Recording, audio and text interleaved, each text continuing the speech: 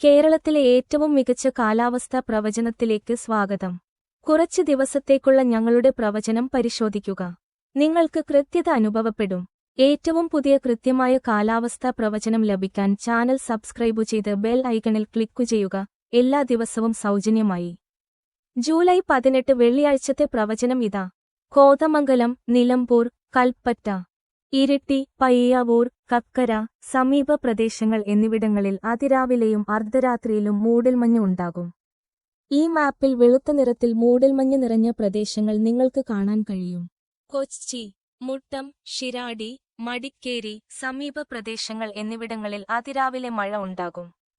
ഉച്ചകഴിഞ്ഞ് കേരളത്തിലെ മിക്ക പ്രദേശങ്ങളിലും കനത്ത മഴ ഉണ്ടാകും. രാത്രിയിലും കേരളത്തിലെ മിക്ക പ്രദേശങ്ങളിലും നിർത്താതെയുള്ള കനത്ത മഴ ഉണ്ടാകും. ഞങ്ങളുടെ മാപ്പുകളിൽ മഴയുള്ള പ്രദേശങ്ങൾ നിങ്ങൾക്ക് പരിശോധിക്കാം. അതിശക്തമായ മഴയ്ക്ക് ചുവപ്പ് നിറം, കനത്ത മഴയ്ക്ക് മഞ്ഞ നിറം, സാധാരണ മഴയ്ക്ക് പച്ച നിറം, ചെറിയ മഴയ്ക്ക് നീല നിറം. ശരാശരി താപനില 25 സെൽഷ്യസ് ആയിരിക്കും. തൃശൂർ പ്രദേശത്തായിരിക്കും ഏറ്റവും കൂടുതൽ ചൂട് അനുഭവപ്പെടുക. ഉച്ചകഴിഞ്ഞ് 27 ഡിഗ്രി സെൽഷ്യസ്. കാറ്റിന്റെ വേഗത ശരാശരി 17 കിലോമീറ്റർ ആയിരിക്കും.